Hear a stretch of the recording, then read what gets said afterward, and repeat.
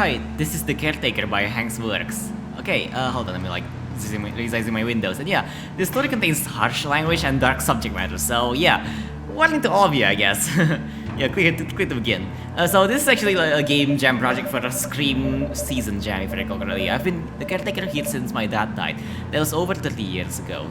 He's buried here somewhere. That was the first grave I'd ever dug. I don't remember where it is. Right? My father had a lot of pride for the work he did here. He always told me if it was God's word. Never understood what he meant. He was so happy in his dead-end life.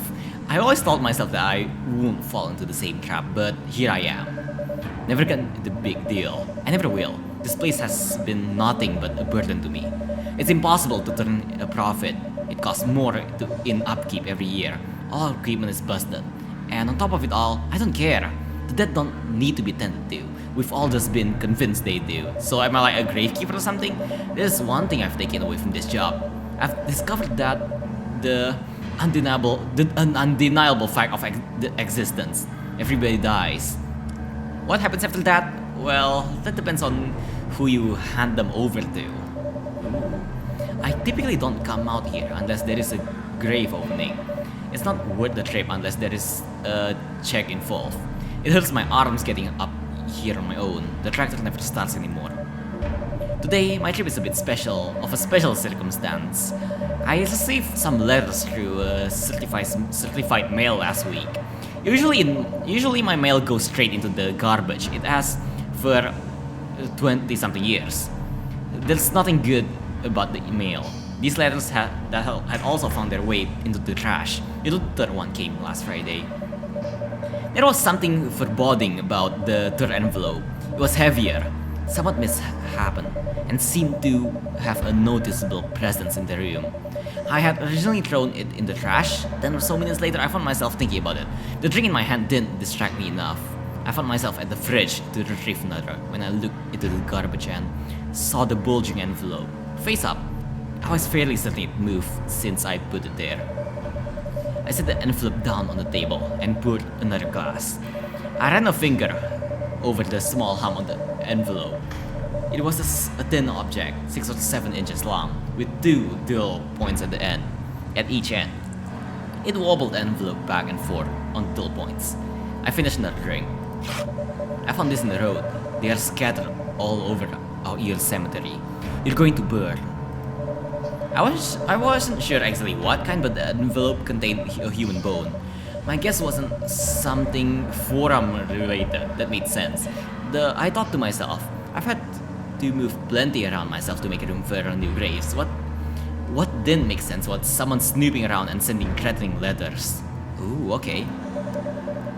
The letter writer was likely to have called the police already. I figured they probably won't be in too much of a rush to get here. There should be time to clean up. How bad could it be? A garbage bag or two, and it's like it never happened. Well, officer, I don't know how anybody could accuse me of such neglect. I'd have to convince Hank to come out and clear off the banks I couldn't reach, which was the most discouraging necessity of my predicament. He knows I can only get through through the flat sections here, but that doesn't mean he won't make me pay for it. I thought maybe if Bobby came out for supper, I could get him to do it for me. Hank didn't need to know about this. I'm kinda hungry now.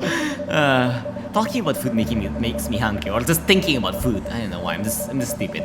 I had figured out a fairly efficient method for traveling down a row and picking up the visible bone fragments that were close enough that I could reach. After a dozen or so headstones, a load in my left hand noticeably increased in weight. The black contractor bag no longer blew in the breeze. I heard a crack underneath me and I instantly lost my motivation. The task was insurmountable, especially in my condition. There was no way I could cover this whole place by myself. After almost half an hour, I didn't even cover 100 of the graves, and my bag 50-gallon bag was about half full.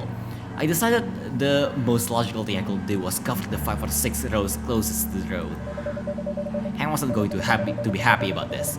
I thought he was bad when I got my DUI. This could end up in the papers, front page this time. His name soiled. No one to blame but the man who left his handicapped wife alone as caretaker of the cemetery while he went to Texas on a fracking crew. I could just see the headlines. I shuddered as I thought of him coming home in the afternoon. Maybe if I made him his favorite dinner, he wouldn't even notice anything else. Maybe if I did, he would realize I was hiding something. I had to stop thinking about it. Chicken and corn, that's for dinner. Try to focus on the task at hand. Instead of my thoughts, I needed another bag by the end of the second row. Excuse me, miss.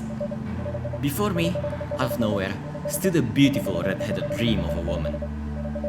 She wore a short black dress, and her recently shaved legs seemed to demand my attention. I imagined the looks she must get, just like I did a long time ago. Her cheeks were so red and full of life. It made me sick. Do you, work here? I'm Lila Carpenter. I'm looking for my grandfather. What does he look like? I mean, if they're looking for your grandfather, he's probably dead or something. He's dead. Yeah, see, he died in the war before I was born. I never got the chance to meet him. I've never been to his grave. My father told me he was buried here. William Carpenter. Sorry, honey, there are so many carpenters here or veterans here? Wait, what? So many veterans here? Or carpenters? Oh, okay. Yeah, so many carpenters here. Okay, well, I'm going to look around for a bit longer. If you don't mind, I'll leave you be. Have a nice day. Alright. Bye-bye. Fucking harlot. Fucking harlot. What the hell was she doing here, dressed like that? I was more angry at her parents for allowing her to come the woman she was. How could she expect to find a decent man showing off that much flesh? There's only one kind of man that attracts. I thought of how to teach her a lesson. I wish I had opened a hole. I imagined her head being flattened like a pancake under the weight of one of the tractor tires. It was a shame I couldn't get it started on my own. Hank will be a little more creative. His desires, pleasures, fetishes were different than mine. He'd probably want to keep her all to himself, like he's done to so many in the past. He always kept them a secret from me, but I always found them and took care of them myself. He thought because I couldn't get into the basement that I would never find out, but I knew how his cameras worked. Bobby always helped. I made those harlots scream louder than Hank ever did. They never imagined they could feel the way I made them feel. Ooh, there was one in particular I don't think I could ever forget. Hank called her Cherry. She always begged for more. It was so obvious why Hank liked her. She stayed in the basement for almost a year, unlike all the others before her, and after her, she knew she deserved what she was getting. She was the only one who didn't stay chained up. She liked learning the lessons. There wasn't anything big enough, sharp enough, or blunt enough. I was always jealous of her. All the others always sounded drenched in the misery. You could hear their longing for freedom in the tones of their wailing and screaming. Cherry was different. She liked it there, and that was her downfall. As I made my way down the hill towards the house, a pair of headlights crept up the driveway. I was relieved to find out it was Bobby's car and not Hank's truck. I remember 2 bags of garbage I left up the hill, and the nosy harlot nearby.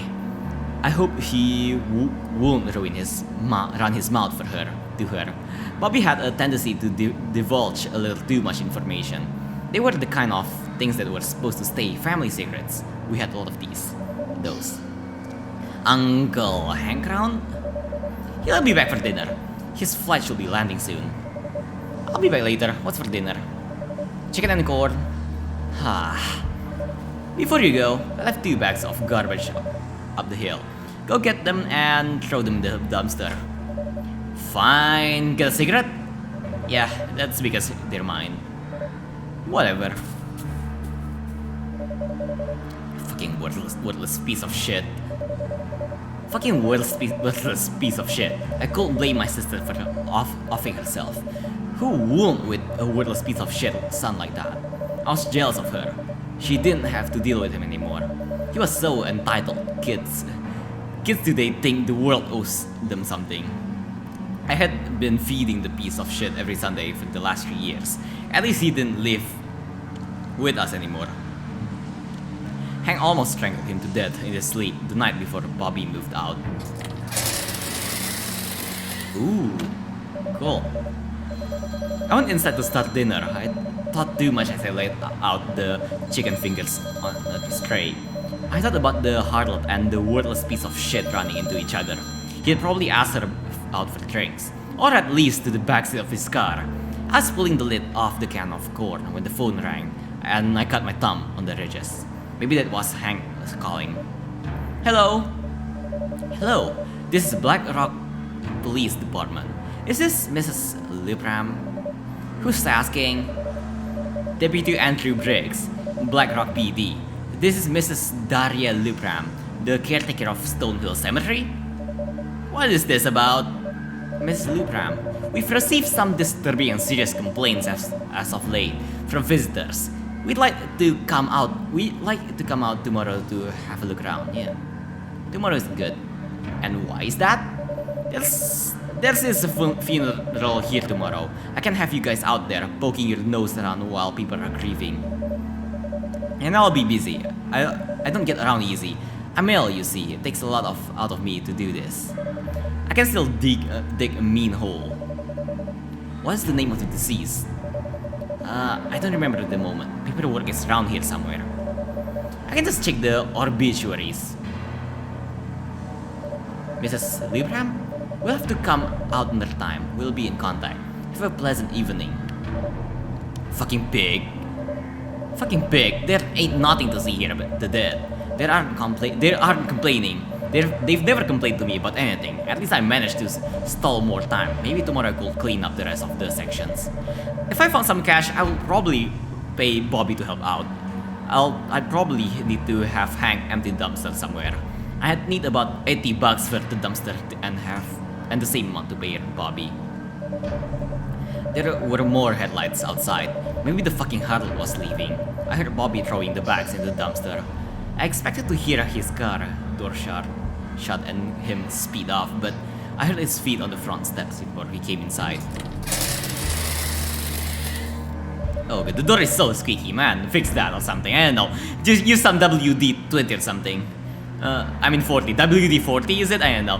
What is this with all the people visiting graves? Boy, I'll never be able to explain other people's actions to you. So stop asking. Now you wasn't talking to the fucking harlot up there, was you? Don't worry about what the fuck I was doing. Why you little? Wanna work here tomorrow? I'll pay you $10 an hour. Make it 15. Fuck you. Deal. Now close my door. It's snowing outside. Who are you on the phone with? Don't worry about that. What the fuck I was doing. You forgot to preheat the oven. I'll be back for dinner. Fine. Fucking worthless piece of shit. Yeah, fucking worthless piece of shit. Shits, pigs, and harlots were up my business. Worried about what I'm doing in my house on my land. I knew a special place just for the shits, pigs, and harlots. Just because it had a cemetery, that doesn't mean this isn't my private property where I can do what I please. Just shoot these visitors and be well with my rights, as long as it was on the front half of their body. I had enough guns for each one of my fingers. I was just running out of this space in the ground over the last decade or so. I turned off the oven and thought about what to tell Hank. I thought more about what not to tell Hank. He was sure to see right through me.